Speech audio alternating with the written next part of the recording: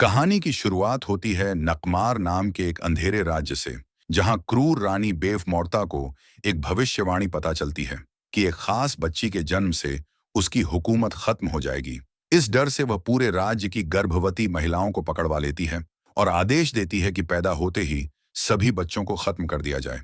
लेकिन एक कैदी महिला एक ऐसी बच्ची को जन्म देती है जिसके हाथ पर राजघराने का निशान होता है। मरती हुई माँ अपनी बच्ची को बचाने की आखिरी गुहार लगाती है और दयालु दाई एथना रानी के आदेश के खिलाफ जाकर उस बच्ची को चुपके से टोकरी में छिपाकर वहां से निकाल लेती है। कुछ देर बाद रानी को पता चलता है कि बच्ची गायब है, तो गुस्से में वह उसकी मां को मरवा देती है और अपनी बेटी सौर्षा को उस बच्ची को ढूंढने भेजती है।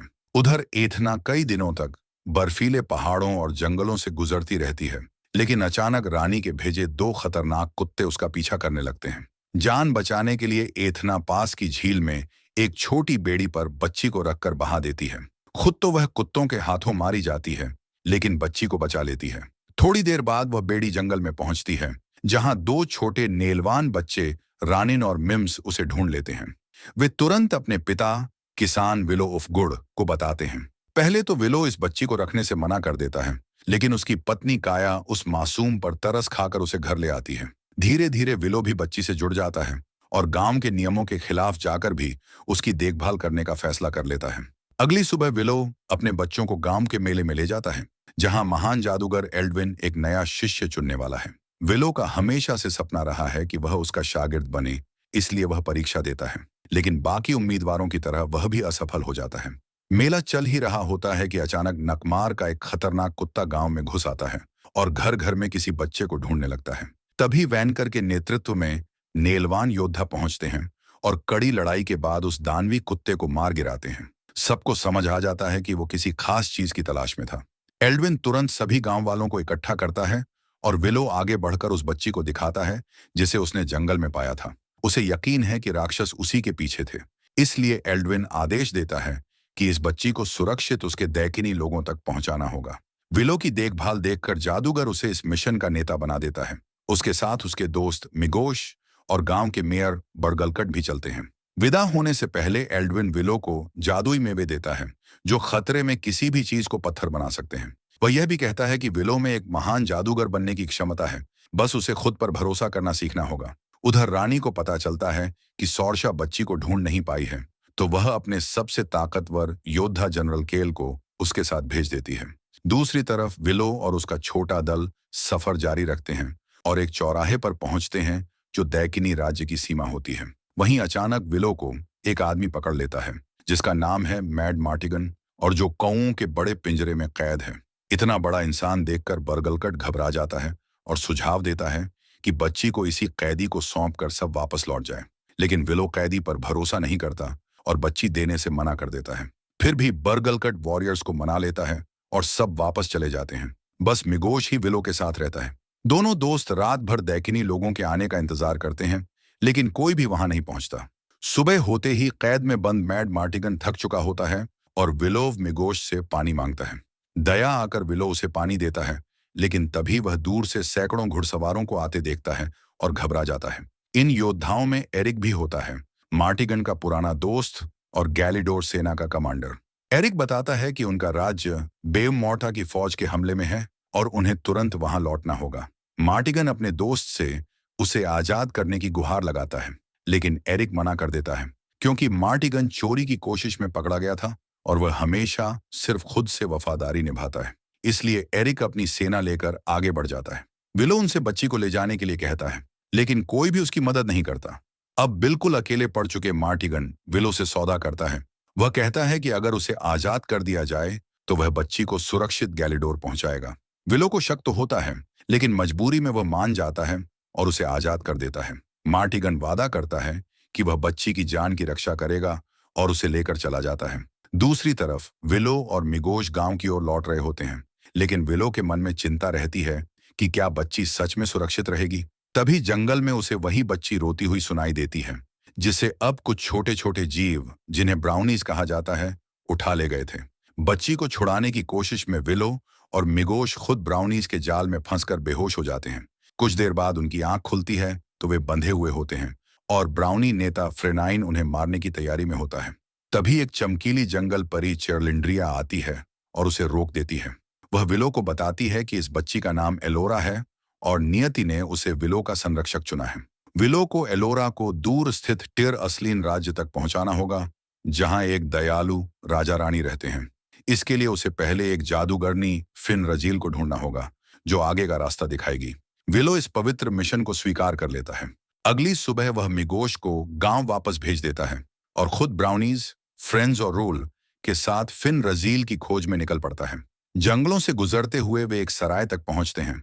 छोटे ब्राउनी रूल सराय के अंदर जाते हैं ताकि एलोरा के लिए दूध ला सकें, लेकिन तभी वहां भारी मारपीट शुरू हो जाती है। हंगामे में विलो बाहर निकलने की कोशिश करता है और गलती से एक गुप्त रास्ते में पहुंच जाता है। अंदर वह देखता है कि मैड मार्टिगन एक युवा महिला के साथ महिला भेष में छिपा बैठा है, ताकि उस महिला का पति उसे पकड़ न ले। विलो उसे देखकर गुस्सा हो जाता है और एलोरा को खोने का इल्जाम मार्टिगन पर लगा देता है। लेकिन बहस खत्म होने से पहले ही सौरशा और उसके सैनिक सराय में घुस आते हैं। मार्टिगन को देखते ही सौरशा को शक होता है और जब वह उसे बच्ची के साथ देखती है तो पूछती है क्या यह उसकी बेटी है।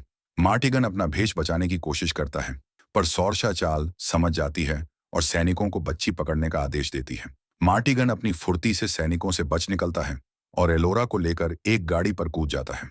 विलो, रूल और फ्रेंड्स भी उसके पीछे भागते हैं और अब पूरा समूह सड़क पर सरपट भागता है, जबकि सौरशा के सैनिक उनका पीछा करते हैं। गाड़ी पर सैनिक चढ़ने लगते हैं तो मार्टिगन लगाम छोड़कर उनसे लड़ने लगता है। गाड़ी तेजी से हिलती है और पीछे की तरफ सैनिकों का भार बढ़ जाने से पहिए टूट जाते हैं। मार्टिगन और एक सैनिक नीचे घिसटते हुए लटक जाते हैं, लेकिन ब्राउनीज अपनी कुल्हाड़ी से एक बैरल का रस्सा काटकर सैनिक को सड़क पर गिरा देते हैं। पीछा चलता रहता है और एक दूसरी गाड़ी से सैनिक उन पर लोहे के तारे फेंकते हैं। जवाब में मार्टिगन लगाम पकड़कर गाड़ी आगे बढ़ाता है, रास्ते में पड़ी एक फ्लेल उठाता है और घुमाकर दुश्मन पर वार करता है। एक सैनिक गिर जाता है और दूसरा अपनी गाड़ी पर काबू खोकर दूर जा गिरता है। लड़ाई खत्म होने पर मार्टिगन जाने की सोचता है, पर विलो उससे विनती करता है कि वह एलोरा को बचाने वाली जादूगरनी ढूंढने में मदद करे। बच्ची की हालत देखकर मार्टिगन तैयार हो जाता है। साथ चलते चलते वे आखिरकार उस द्वीप तक पहुंचते हैं जहां फिन रजील रहती है। विलो उसका धन्यवाद करता है और मार्टिगन से विदा लेता है। फिर एलोरा को ब्राउनीज के हवाले कर खुद नाव में बैठकर द्वीप पर जाता है। वहां उसे एक बोलता हुआ पॉसम मिलता है, जो असल में रानी के श्राप से बदली हुई फिन रजील ही होती है। रजील कहती है कि उसे वापस इंसानी रूप में लाने के लिए विलो को चेरलिंड्रिया की जादुई छड़ी का सही इस्तेमाल सीखकर उल्टा मंत्र बोलना होगा। हालांकि विलो अभी जादू चलाना नहीं जानता, वह रजील को लेकर वापस तट पर आता है, लेकिन जैसे ही वे लौटते हैं सौरशा के सैनिक उन्हें चारों तरफ से घेर लेते हैं।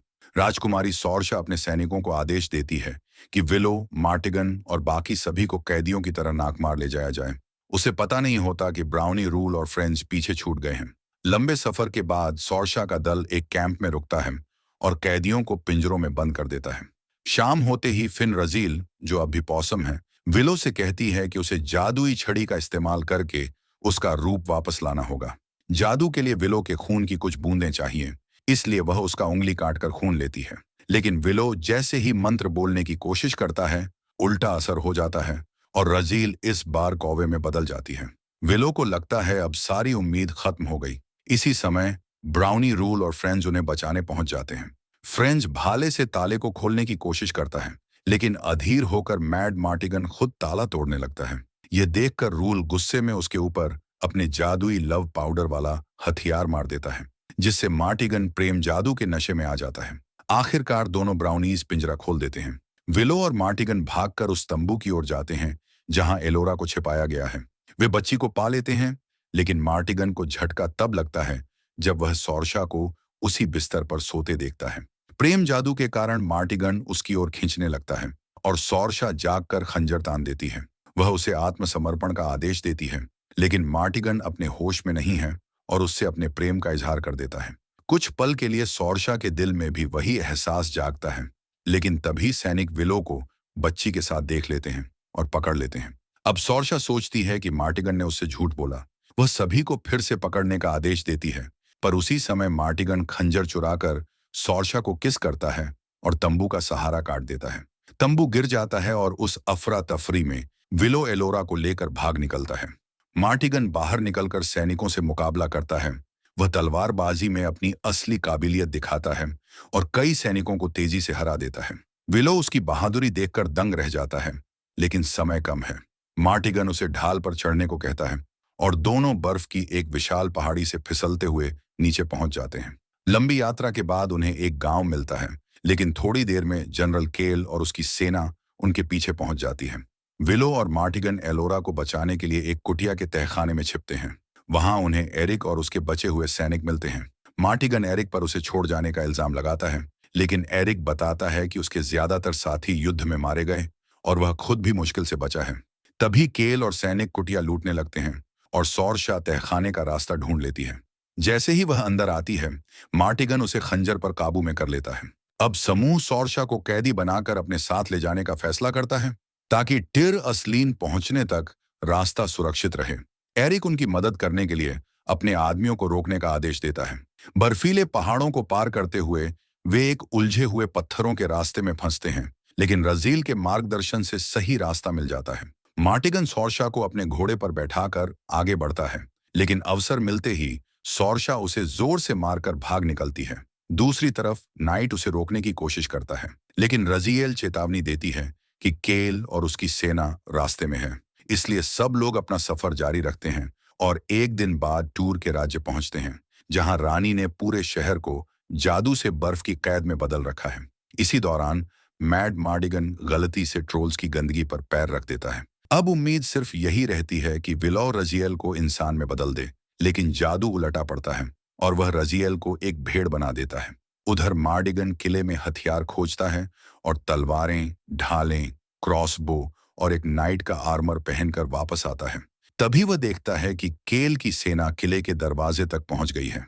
मार्डिगन फौरन दरवाजा बंद कर जगह जगह जाल बिछा देता है, जबकि केल अपने सैनिकों को पेड़ काटकर उसे बैटरिंग राम की तरह इस्तेमाल करने का आदेश देता है।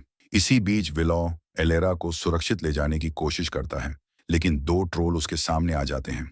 जादू करते हुए वह एक ट्रोल को एक भद्दे राक्षस में बदल देता है, जो झील में गिरकर और भी बड़ा होकर दो सिर वाला आग उगलने वाला दानव बन जाता है। जब सेना किले में घुसती है, मार्डिगन बैरल को ढाल बनाकर क्रॉसबो से लड़ता है, लेकिन तीर खत्म होने पर वह अकेला खड़ा रह जाता है।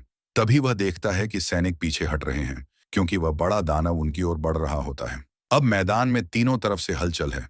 मार्डिगन और केल की सेना लड़ रहे हैं और ऊपर से वह दानव हमला कर रहा है। विलो एलेरा को लेकर टावर की ओर भागता है, लेकिन एक और ट्रोल उसका रास्ता रोक लेता है। वह जादुई अकॉर्न का इस्तेमाल करता है, पर एक अकॉर्न गिरकर पुल का हिस्सा पत्थर बना देता है। ट्रोल के वार से विलो और वह ट्रोल उसी पत्थर बने हिस्से में फंस जाते हैं, पर किसी तरह विलो ऊपर चढ़ जाता है और दो सिरा दानव उस ट्रोल को खा जाता है। तभी एक और ट्रोल विलो पर झपटता है और वह जोर से मदद के लिए चिल्लाता है। यह देखकर मैड मार्डिगन कैटापल्ट पर चढ़ता है और खुद को हवा में उछालकर सीधा ट्रोल के ऊपर आकर गिरता है। इसके बाद मार्डिगन सीधे पुल से कूदकर उस दो सिर वाले दानव की गर्दन पर वार करता है। दानव दर्द में तड़प उठता है और मार्डिगन को झटका देकर नीचे गिरा देता है, जहां वह सीधा सोरशा के सामने आ गिरता है। लेकिन वह उसे मारने की बजाय उसकी बहादुरी से प्रभावित हो जाती है और अचानक उसे चूम लेती है।